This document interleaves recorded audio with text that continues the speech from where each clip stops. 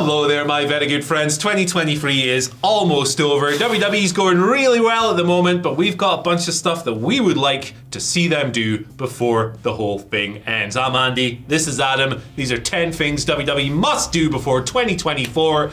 Number 10, put a belt on LA Knight. Yeah! I'm glad to have you to do that noise because I'm crap at it. But look, he's facing Roman Reigns, obviously, for the Undisputed Universal Championship this weekend at Crown Jewel. I'm not advocating for him to win that match. In fact, I think he should lose that match. Yeah. Be it clean, be it through interference from Jimmy, Jay, Jacob, Jonas, Jehovah, whoever the heck else you want to get in there from the gigantic Uso family. But to me, end of the year, this man should be holding the United States Championship. For me, Logan Paul needs to take off Rey Mysterio, hold it for a little bit. Oh. And who better to step up to that yapping gob SHIT than another one in LA Knight. Yeah, I think Rey Mysterio can spin off into a feud with Santos Escobar. We talk a lot about that regularly on the SmackDown podcast because we're anticipating a heel turn for Santos because he's just fed up of Rey. He's had enough. Therefore, Logan Paul has the title. Logan versus LA Knight at Survivor Series would be perfect for me. They can have a load of fun with both rings as well if they want to do something like that. And you need LA Knight doing something big at next year's WrestleMania, putting the title on in there, sort of gives him something to do. He can elevate that title a la Gunther with the Intercontinental for me. Or it's just a prelim for him becoming the World Heavyweight Champion at WrestleMania, although I personally would reserve that for someone like Gunther. But anyway, 100%. He needs to win a belt, but it's not going to be this weekend. Another thing that's number 9, another thing that WWE needs to do before 2024 is repackage some of their failing acts. They're doing some great work at the moment, but I think you could easily, just off the top of your head, pick out several people you're like, what are you doing? Nikki Cross just wanders out sometimes. What are B-Fab... stands there and doesn't do anything, What are B-Fab and Ashanti the Adonis doing now that Hit Row are kind of not a thing anymore, especially with Top Dollar, of course, unfortunately, being released? Karrion Kross and Scarlett, like, what are we doing with them? He's sort of like posting stuff on social media like eyeing up Roman Reigns, and I'm like, you're getting nowhere near that. Who else did I write down? Katana Chance, Caden Carter. Either repackage them or do summit with them. Yeah. And to a certain extent, I know she's wrestling at time of recording tonight on Monday Night Raw. What are we doing with Candice LeRae? Yeah, there's all kinds of stuff. There's always going to be, at any point in history, no matter how good the booking is, there'll always be a list of wrestlers they could be doing more with. It took Triple H like a good year to do something with Johnny Gargano that was worth an F. Yeah. To start with, obviously Ciampa's been injured and all of that stuff, but yeah, sort some of those acts out, because in at number 8, call up some NXT stars. Oh. If you don't sort those acts that we've just talked about, these people are going to come up and take the throne. Now, the Creeds have just been on Raw as we record this, but there's nothing like the reinvigoration to a roster that adding a bunch of people from developmental brings. And it just so happens that there are a bunch of people in NXT who are on the cusp at the moment who are ready for this. I'm talking Braun Breaker, Carmelo Hayes, Tiffany Stratton, Roxanne Perez. Yes! The Creeds, like we just said, the TLC, they're going tables, ladders and scares, but put them on the main roster full time, they're great.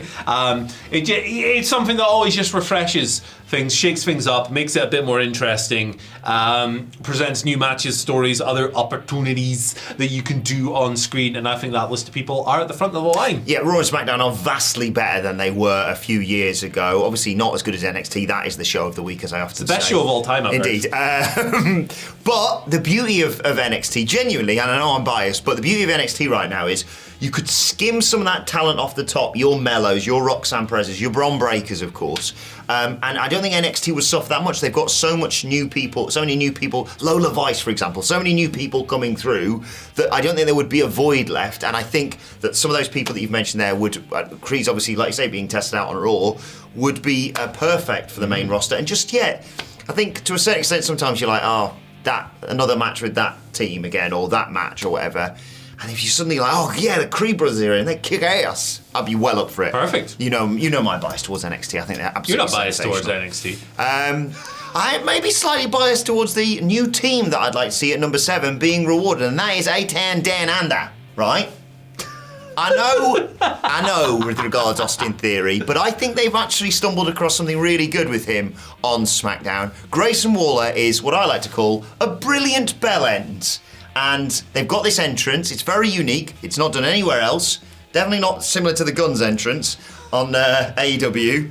But I think they are a fun heel tag team. I know you've got that with Pretty Deadly as well. I'm not saying that they should become tag team champions right now. I think you've got the intrigue of, Judgment Day and what's going on with them, and they're holding all those belts right now. But give them a bit of a push, because you need to be doing something with Austin Theory, and I think putting him in a tag team for 6 months would be probably the best thing to do.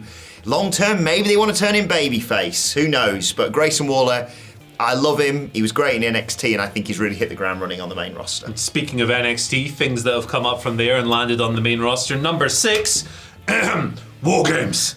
There you go. Yes! There you go. Now, by the time you're watching this, there's a good chance that WWE might have already announced this for Survivor Series, although maybe not, because they're kind of holding back on those announcements. But let's just go from it from the standpoint that they haven't announced it yet.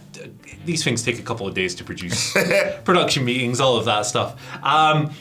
It's got to be a big year for War Games for me. I think the WWE format of War Games, it's more of a spot fest than it was when the stipulation was originally conceived years and years and years ago. And that's fine. It's more to modern tastes if it's a bit spottier and a bit less story rich, I think. But at the same time, for me, the best WWE match War Games so far is the Dakota Kai turn match in NXT, which just so happened to be the most story driven of them all, with the 2-on-4 aspect and all of that. So, that's the best execution of this match. Ideally, it would be an existing storyline and not just some t-shirt time Raw versus SmackDown rubbish. But they've got to nail it this year for me.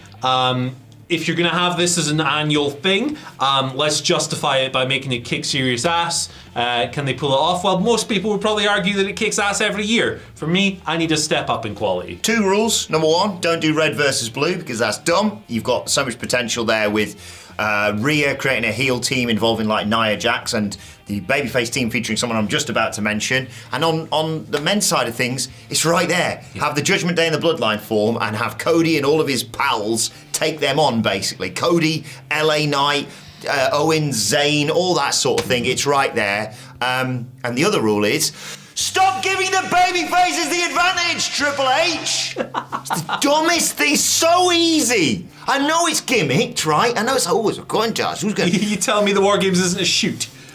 Give the heels the advantage, otherwise it's dumb. But the other thing they need to do at Survivor Series, in entry number 5, almost. Yes, sir. I added one to it there. Is debut Jade Cargill. Yes. Obviously, she's appearing on all of the shows and premium live events and that sort of thing. But for me, that's where Jade Cargill should have her first wrestling match. It is Survivor Series. Whether you want to announce her as member of the team in advance, or you want to be a mystery 5th member of the women's babyface team, and you do the Kevin Owens thing that they did at War Games all those years ago of like, they've not got anyone. Oh, bollocks, they've got Jade Cargill. For me, that's where I'd debut her rather than the Royal Rumble, or certainly way before the Raw after WrestleMania, for example. I'd have her work Survivor Series, then work the Rumble. You've said this yourself. Chuck her out of there, because she doesn't need to win the Rumble this year, and then have a big match at WrestleMania. And at number 4, we've got book a world title change on Raw. Doesn't happen often in major wrestling promotions, especially in WWE, where we see the big marble, where we see the big belt switch hands on a weekly show. So it's fresh, it's new, it's exciting, it keeps you guessing, it means you know you have to tune into stuff because this change could feasibly happen in the future, and you should do it with Seth Rollins. The story is right there. His back is knackered. He is primed and ready to be taken advantage of. Shinsuke Nakamura softened it up. Now somebody can come in and make it even softer with their elbow, the tenderizer, they call it. For me, that should be a cash-in from Damian Priest, but there's a bunch of different ways you could go with this. I think it would really freshen things up. It would also give Seth a chance to just go away for a bit, sell his accumulation of injuries and all of that stuff, and then come back in the Rumble to a huge pop, as you guys say, and revert back to just being a silly little guy who makes faces. He could be a fun tag team. He's not been in a tag team for ages. Yeah. I don't know who you'd put him with, but I just off the top of my head, I want him to go away. I want to miss him for a bit. Yeah. And a part of that would be entry number 3 on this list, Andy, and that's turning Drew McIntyre heel. Perhaps as part of this softening up of the old buggered back of Seth Rollins. Buggered back. I think if they don't do the cash-in on Monday Night Raw, because I do like that as an idea, as a big title change in terms of getting people to tune in every week, because you never know what might happen, I think the title change might happen this weekend at Crown Jewel. I think Drew McIntyre is going to fight the good fight against Seth Rollins and either be just about to win or have just lost narrowly. You know, oh, I've got you for the Claymore. Oh, you rolled me up, bloody hell! Right? And then Damian Priest's like, thanks very much, Drew, out of the fucking way. And cashes in, and Drew's like, you have got to be kidding me with this. And he snaps. I think Drew McIntyre, I'll admit, about 6 months ago, I could have not been bothered if Drew McIntyre had disappeared and gone to AEW. Right now, I think he's doing some of the best stuff he's done in years in WWE, and it's because he's on the verge of this heel turn. Turn him heel, kick some ass, maybe have him be feuding with Cody. First thing out of the gate. Go big. And number 2, confirm The Rock's status for WrestleMania. Right, they need to just figure this out, right? Yes. What are we doing? What are we doing? Can Big Dwayne make the event? If it's a yes, you need to figure out how the heck you make that work without undermining the aspect of Cody Rhodes winning the belt and finishing the story. Because obviously, if The Rock's doing WrestleMania, he's probably going to be doing something with Roman because that is the connection, that is the familial tie. If he can't do it, good, we've figured that out, we can just finish the story. We can proceed with that. Yes. But it does sound like this is a thing that needs to be resolved. The latest reporting on it was that they will probably just decide what the main event is going to be regardless of whether The Rock can make it or not. Yeah. Which is good, that's decisive, that's the action you want to take. But if he can make it, it may tempt them to mess things up. So you need to figure out if he's available, figure out if he can do it, and then that will ease a lot of your planning heading into the biggest show of the year. Whatever The Rock is doing at WrestleMania, night 2 of WrestleMania needs to be Cody Rhodes defeating Roman Reigns for the world title. Agreed. You can do some Bloodline bollocks on night 1 with The Rock if you want, and maybe Cody fights, I don't know, Cena or something to get the title shot. But it muddies the waters too much for me. I think you're right. Keep it clean and just have The Rock come out and say his name on fire for all I care. And that was the attendance, inflated by like 200,000. 2 million. Wow! Well, it is 2 nights. We're going to count everyone there and every cheesesteak in the building.